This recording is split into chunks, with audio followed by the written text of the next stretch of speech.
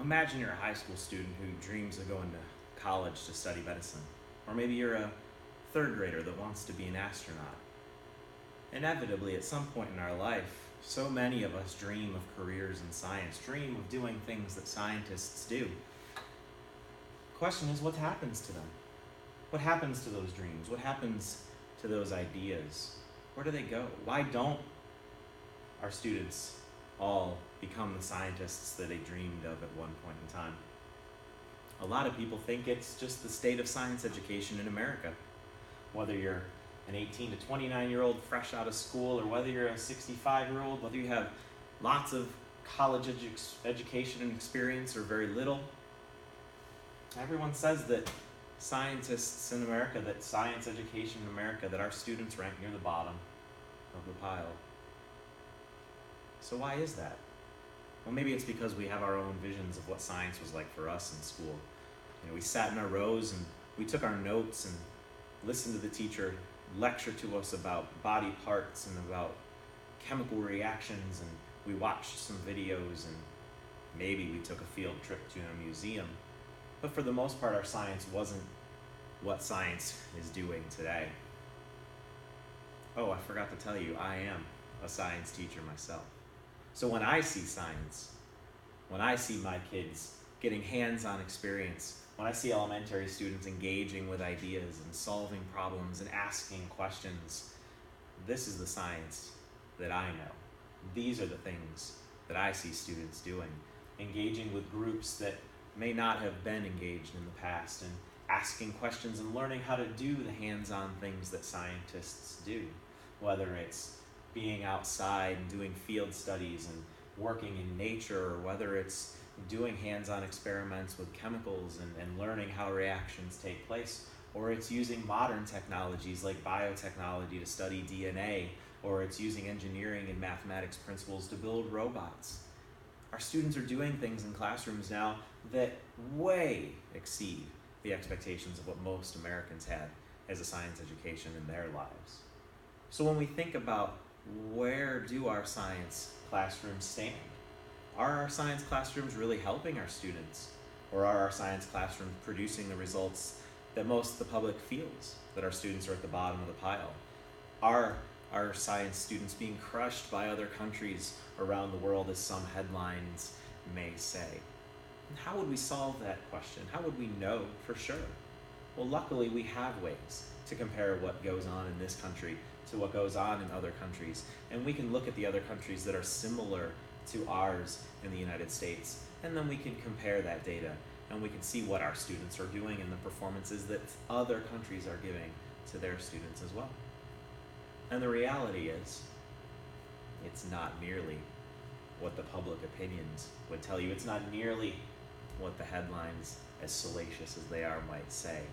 The reality is that our students are doing much more proficient in science than you would have heard or have seen by picking up the newspaper.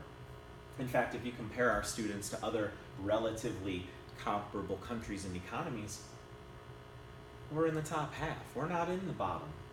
Some countries that we feel like are the dominant countries, like Japan, okay. But when you look at other countries that are similar to us, England, Brazil, France, and this may not have participated, but I'll guarantee you our students are doing just as good as theirs are. The reality is these scores tell a different story. A story that may not be being promoted to the level that it should, that our students are being successful in science, and science education in this country is providing the opportunities for students to create their own futures. But yet the problems still persist in light of all of this evidence to say that our scores are better than what people would predict. There are still questions, there are still problems, there are still things, and maybe it relates to some of those more common educational problems. Maybe it relates to more common things that are happening in classrooms across this country than just the science. The science education looks strong. Our students are being successful, but not all are being successful. There are still things that are being left behind, and there are still groups that we can improve and areas we can work on to provide better science education for all of our students. So where are we failing?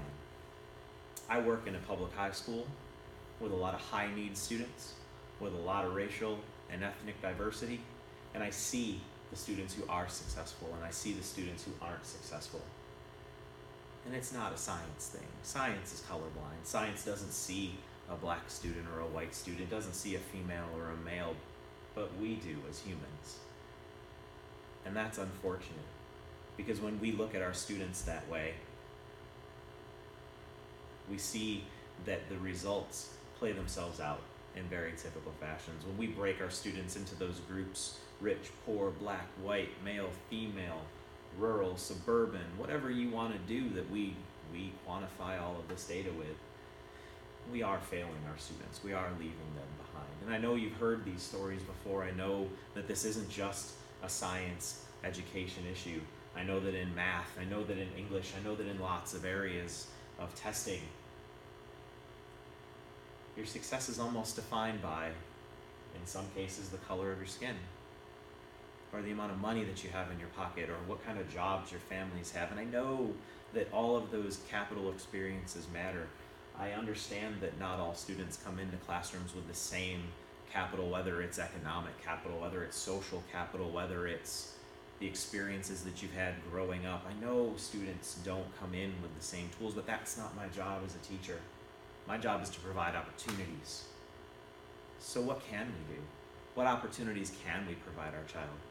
What opportunities can you provide as a parent, as a community member, as a proponent of education in this country? What are the things that we can do? We have to demand that no matter where our students come from or what our students bring in, that everyone is given that opportunity to succeed. Not just the kids in the suburban areas, not just the kids in the advantaged high schools, but every child really needs the tools and support to be successful at science. And I know you may say, well, this isn't just a science conversation, Mr. Williams, this is a lot of other things. Yeah, but science, ladies and gentlemen, science has a different area to focus on. We know that the future is going to be driven by science, technology, engineering, and math. That the jobs of tomorrow don't even exist today in some cases, and we're preparing our students for futures that they might not even be aware of yet. So yes, this is an issue across the educational spectrum, but I think it's a place in the science classroom that we can focus and provide results, because we need more computer systems analysts. We need more medical scientists. We need more mathematicians and engineers. We need more people to do the kinds of things that will make our tomorrow even better. We need to give all students that chance. And I think a science classroom is the place where that chance can be grabbed, and where you can become a scientist without worrying about your gender and how that's going to affect your success, or whether you can worry about your economic background and how that's going to affect your success. Because when I look in the audience, when I look at my students that are sitting at their chairs, I still see those doctors and those engineers and those computer scientists. I see the students who still have that hope that maybe they could do those things too. I don't ever want to let that flame burn out, but I also want to do everything I can to help everyone else recognize that science is the place where we could level that playing field, and we could help all students truly become successful, because they already are, and these are the jobs that they're going to want. So let's give them the opportunity to do the things that we know that we want them to do. I'm a science teacher. I love it. I hope you love it.